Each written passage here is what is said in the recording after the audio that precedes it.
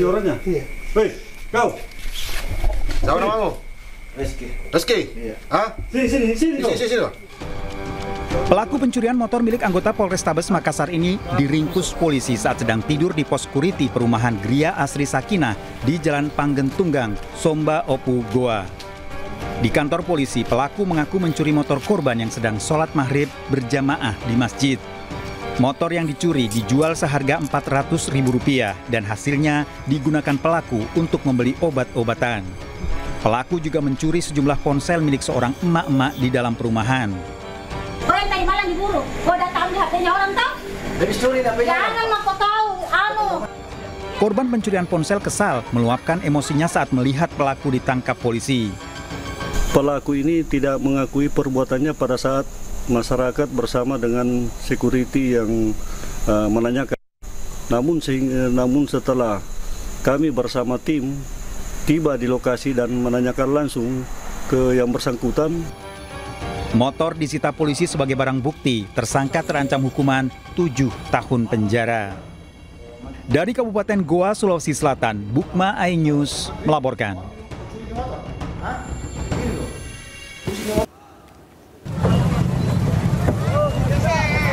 Warga berupaya mengevakuasi sebuah mobil yang terbalik usai dihantam kereta api di perlintasan tanpa palang pintu di Desa Darmin, Indramayu, Jawa Barat. Mobil sempat terseret 15 meter setelah ditabrak kereta Bangunkarta, jurusan Jakarta Jombang. Pasangan suami istri yang berada di dalam mobil terluka parah. Kecelakaan terjadi saat mobil melaju dari arah Babadan menuju Pantura Kertasemaya. Mengalami mati mesin saat melintasi rel kereta tanpa palang pintu. Warga yang menjaga palang pintu sempat mengingatkan agar mobil segera berjalan, namun gagal. Pada saat ada kereta yang sedang lintas, yaitu kereta api Bangunkarta, jurusan Senen Jombang, kendaraan tersebut menabrak lokomotif sehingga terpental sekitar berjarak 15 meter. Kedua korban kini dirawat di Rumah Sakit Mitra Plumbon Widasari, Indramayu. Dari kejadian ini diingatkan untuk ekstra hati-hati saat melewati perlintasan kereta api tanpa palang pintu. Dari Indramayu, Jawa Barat, Tois Iskandar, iNews melaporkan. Sementara itu pemirsa, aksi pemukulan terhadap 2 wartawan yang dilakukan oleh puluhan debt collector terjadi di depan kantor perusahaan kredit di Kota Labuhan Batu, Sumatera Utara. Ya, kedua korban mengalami luka di bagian wajah.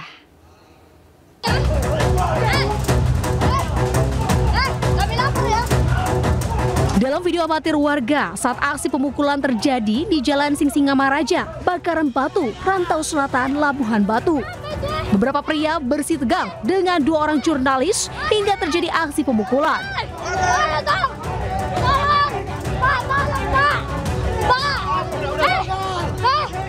Beberapa debt kolektor sempat meneriaki kata maling dan begal kepada kedua korban sambil melakukan aksi pemukulan.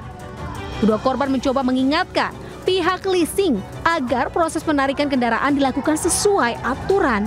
Namun, justru mendapat perlakuan kasar dari puluhan debt kolektor. Sebelumnya, debt kolektor menarik paksa 1 unit minibus yang nunggak 2 bulan. Belum sampai 3 bulan sudah ditarik. Kedua korban mengalami luka di bagian wajah, bagian pundak, dan pelipis mata terdapat bekas sayatan benda tumpul. Kedua korban telah melakukan visum di RSUD Rantau Prapat dan membuat laporan ke Polres Labuhan Batu. Dari Labuhan Batu, Sumatera Utara, Ikang Amanda melaporkan. Pemirsa, tembakau sintetis disimpan pemiliknya di rumah kontrakan di Tangerang Selatan, Banten. Iya, tembakau sintetis senilai 21 miliar rupiah ini pemirsa akhirnya diamankan oleh polisi.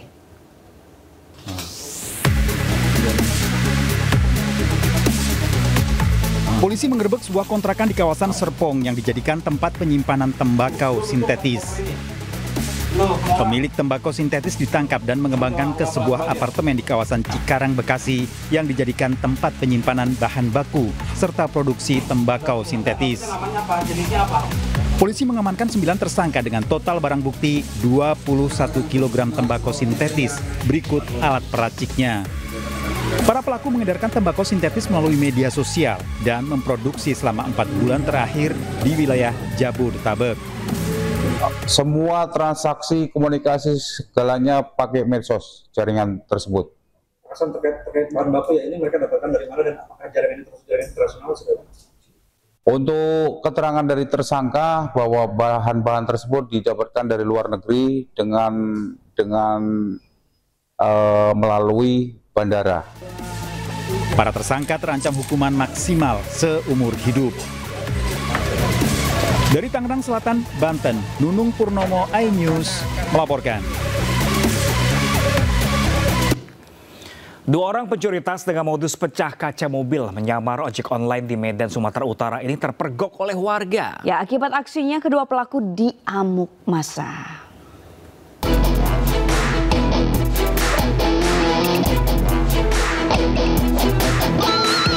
Dua orang pencuri dengan modus pecah kaca mobil beraksi mencuri tas dari mobil yang terparkir di Jalan Mojopahit, Medan, Sumatera Utara terekam CCTV. Dalam melancarkan aksinya, 2 orang pelaku berbagi tugas. Seorang pelaku bertugas sebagai eksekutor. Sementara seorang pelaku yang menggunakan jaket ojek online bertugas memantau situasi sekitar. Nasib kedua pencuri ini apes setelah satu unit motor roda 3 pembawa barang dari arah berlawanan datang dan menabrak 2 pelaku pencurian. Warga di sekitar lokasi pun spontan ikut mengejar dan menangkap kedua pelaku dan menjadi bulan-bulanan massa. Usai diamuk massa, kedua pelaku pencurian pun diboyong ke Mako Polsek Medan Baru. Dari Medan, Sumatera Utara, Ahmad Ridwan Nasution, iNews melaporkan.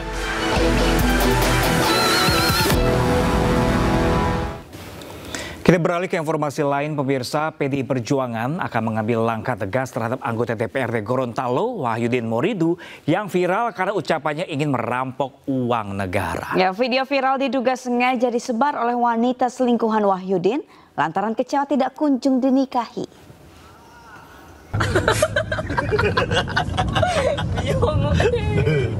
Kita rampok aja uang negara ini kan. Kita habiskan aja biar negara ini makin miskin.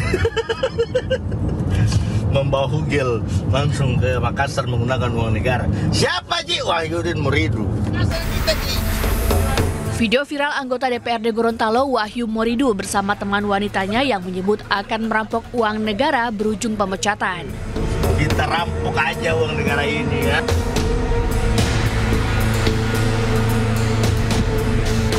Dewan Pimpinan Pusat PDIP memecat Wahyudin Moridu dari jabatannya sebagai anggota DPRD Provinsi Gorontalo. Hal ini disampaikan Ketua Bidang Kehormatan DPP PDIP Komarudin Watubun.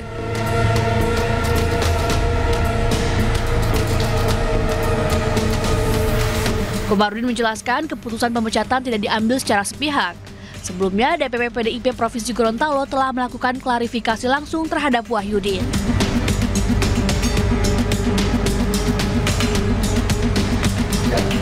Sementara itu, menurut Badan Kehormatan Dewan DPRD Gorontalo, video tersebut disebar oleh wanita yang merupakan selingkuhan Wahyudin lantaran kecewa tidak kunjung dinikahi. Video direkam pada bulan Juni lalu.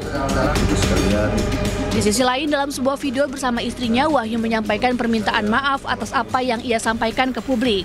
Wahyu menyatakan siap menerima segala konsekuensinya. Telah diviralkan, saya tidak berniat untuk melecehkan ataupun menyinggung perasaan masyarakat Gorontalo yang saya wakili. Semua ini murni kesalahan saya, Bapak dan Ibu sekalian, dan atas kejadian ini dari hati yang paling dalam, saya mohonkan maaf kepada Bapak dan Ibu sekalian.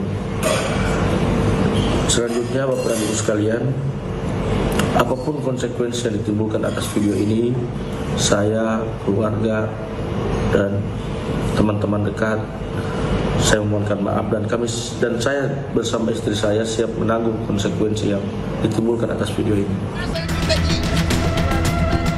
Meski telah menyampaikan permohonan maaf dan menyatakan siap menerima konsekuensi, unggahan klarifikasi Wahyu tetap memicu tanggapan dari publik. Dari Gorontalo, Nur Faizi, iNews melaporkan. Habiskan aja biar negara ini makin miskin. Usai dipecat akibat pernyataan yang viral, anggota DPRD Wahyudin Moridu kembali jadi sopir truk. Ya, apa yang mau bikin hancur kasihan? Saya sudah terima dengan lapang dada semua. Sudah dipecat, saya sudah dipecat. Sudah dipecat, saya sudah tidak lagi menggunakan. Dalam siaran langsungnya di media sosial, anggota DPRD Gorontalo Wahyudin Moridu dan istrinya Mega Nusti mengungkapkan rencananya setelah dipecat dari kader PDIP dan anggota DPRD Provinsi Gorontalo. Wahyudin memastikan akan memulai karirnya dari nol lagi, yakni sebagai sopir truk. Wahyudin adalah kader PDIP pertama Gorontalo yang dipecat dan akan digantikan posisinya di kursi DPRD Provinsi akibat perbuatannya yang dianggap tak elok di media sosial. Apa yang mau bikin hancur kasihan? Saya sudah terima dengan lapang dada semua. Sudah dipecat, saya sudah dipecat. Sudah dipecat, saya sudah tidak lagi menggunakan apa. Sebelumnya pemirsa, akibat dari tidak bijak bersikap dan berkata, 5 anggota DPR RI juga dinonaktifkan. Mereka diantaranya Ahmad Syaroni, Nafa Urba, Eko Hendro Purnomo, dan Surya Utama, juga Adis Kadir.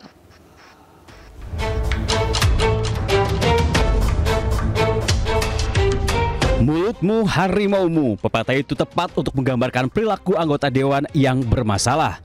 Akibat tidak bijak berbicara dan bersikap, mereka dinonaktifkan sebagai wakil rakyat. Ahmad Syaroni dan Nafa Urbah contohnya.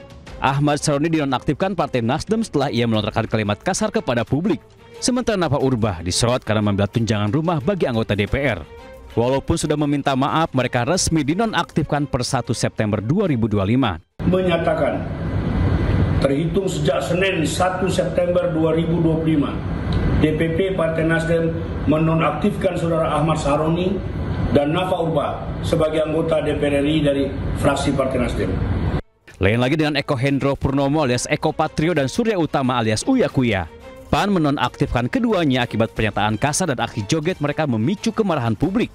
Partai Golkar juga menonaktifkan Adis Kadir. Wakil Ketua DPR itu dinonaktifkan setelah pernyataan tentang tunjangan anggota DPR menuai kontroversi.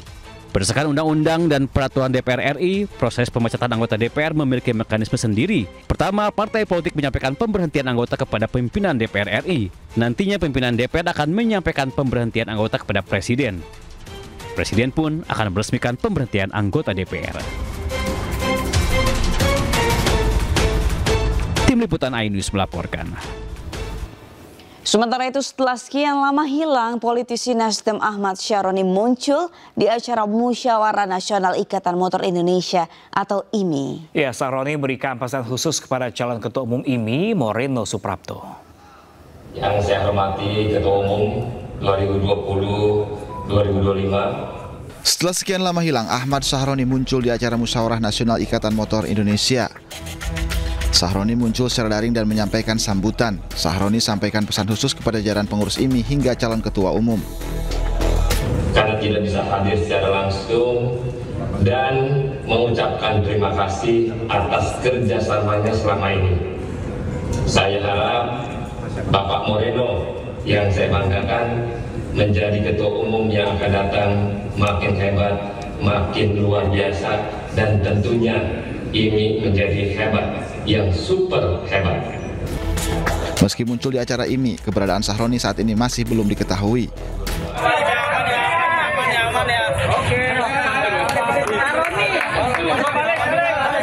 Sebelumnya Syaroni menghilang setelah rumahnya di kawasan Tanjung Priok dijarah massa. Tim Liputan iNews melaporkan.